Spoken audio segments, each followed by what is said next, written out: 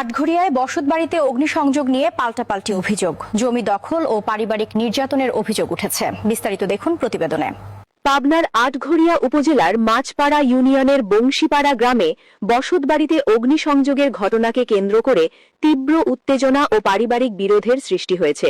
অভিযোগ উঠেছে, বাড়ির মালিক নিজেই আগুন লাগিয়ে সেই দোষ নিজের ছেলে মেয়ে ও জামাইয়ের ওপর চাপানোর চেষ্টা করছেন। ভুক্তভোগী পরিবারের সদস্য মোহাম্মদ সাকিব হোসাইন জানান, তার দাদি মোসাম্মদ সাবিয়া খাতুন জীবদ্দশায় তাদের নামে ৫% জমি লিখে দিয়েছেন। ওই জমির বৈধ মালিক তিনি ও তার বোন মোসাম্মদ সুরাইয়া ইয়াসমিন সাথী। কিন্তু অভিযুক্ত আব্দুস সালাম দীর্ঘদিন ধরে ওই জমি বেআইনিভাবে ভোগ দখল করে আসছেন। তিনি আরো বলেন, আমাদের জমি আমাদের বুঝিয়ে দেওয়ার জন্য প্রশাসনের কাছে জোর দাবি জানাচ্ছি। যদি আব্দুস সালাম জমি ফেরত না দেন তাহলে আমরা আইনগত ব্যবস্থা নিতে বাধ্য হব। এদিকে মোসাম্মদ রোকেয়া খাতুন অভিযোগ করে বলেন, আব্দুস সালামের সঙ্গে বিয়ের পর তিনি ভরণপোষণ না পেয়ে পরিবারের সচ্ছলতা ও সন্তানদের ভবিষ্যতের কথা চিন্তা করে বিদেশে পাড়ি জমান। বিদেশে থাকা অবস্থায় তিনি নিয়মিত আব্দুস সালামের ব্যাংক অ্যাকাউন্টে টাকা পাঠাতেন এবং একটি ডায়না হোন্ডা কিনে দেন। এমনকি তার পাঠানো অর্থেই আব্দুস সালাম বাড়ি নির্মাণ করেন। তবে বাড়ি হওয়ার কিছুদিন পরেই আব্দুস সালাম তাকে না জানিয়ে দ্বিতীয় বিয়ে করেন এবং দেশে ফিরে এলে তাকে ও তার সন্তানদের ওই বাড়িতে উঠতে দিতে অস্বীকার করেন। পাশাপাশি ভরণপোষণ দিতেও অস্বীকৃতি জানান। মোসাম্মদ সুরাইয়া ইয়াসমিন সাথী বলেন, আমাদের বাবা আব্দুস সালাম ও তার দ্বিতীয় স্ত্রী শেফালি খাতুন দীর্ঘদিন ধরে আমাদের মা, ভাই এবং দাদি মোসাম্মদ সাবিয়া খাতুনের ওপর শারীরিক ও মানসিক নির্যাতন করে আসছেন। তিনি আরও অভিযোগ করেন, দাদিকে বিভিন্ন সময় মারধর করা হয়েছে, তার চিকিৎসা বা ওষুধের কোনো খরচ দেওয়া হয়নি। এর ফলে দাদির ডায়াবেটিস মারাত্মকভাবে বেড়ে যায়। এসব নির্যাতনের কারণেই দাদি তাদের নামে জমি লিখে দেন।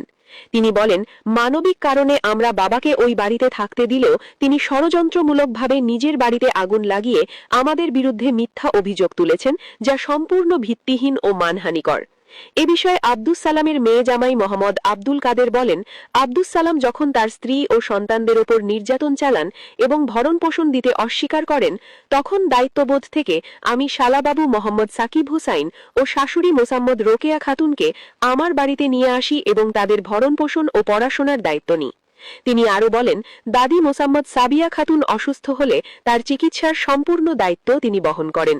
এরপরও আব্দুস সালাম আমার বিরুদ্ধে ষড়যন্ত্রমূলক ও মিথ্যা অভিযোগ তুলে আমার মানহানি করেছেন। এর তীব্র নিন্দা জানাচ্ছি এবং মানহানির জন্য আইনগত ব্যবস্থা গ্রহণ করব। এই ঘটনায় এলাকা জুড়ে চাঞ্চল্যের সৃষ্টি হয়েছে। ভুক্তভোগীরা দ্রুত প্রশাসনের হস্তক্ষেপ কামনা করেছেন এবং সুষ্ঠু তদন্তের মাধ্যমে প্রকৃত সত্য উদ্ঘাটনের দাবি জানিয়েছেন। আমাকে সেভাবে করতেছে না, বিভিন্ন সময় মারধরও করে। তো তখন সে তার যে জায়গা আছে তার থেকে 7 শতকের মধ্যে 5 শতক আমার এবং আমার ভাইয়ের নামে লিখে দেয়।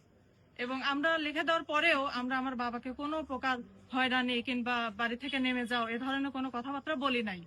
কিন্তু এখন যে সে একটা জঘন্য নাটক সাজায় নিজের ঘরে নিজে আগুন দিয়ে আমাদের যে হয়রানি করতেছে, মানুষের সামনে ছোট করতেছে, এটাতে আমরা খুবই অপমানিত বোধ করতেছি।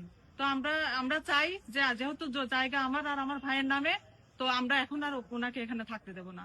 উনি দ্বিতীয় বিয়ে করছে, সে দ্বিতীয় স্ত্রীকে নিয়ে কোথায় যাবে সেটা তার ব্যাপার। বাইরে দেশে চলে যাওয়ার পরে আমার মা নিয়মিত টাকা পাঠাচ্ছিল।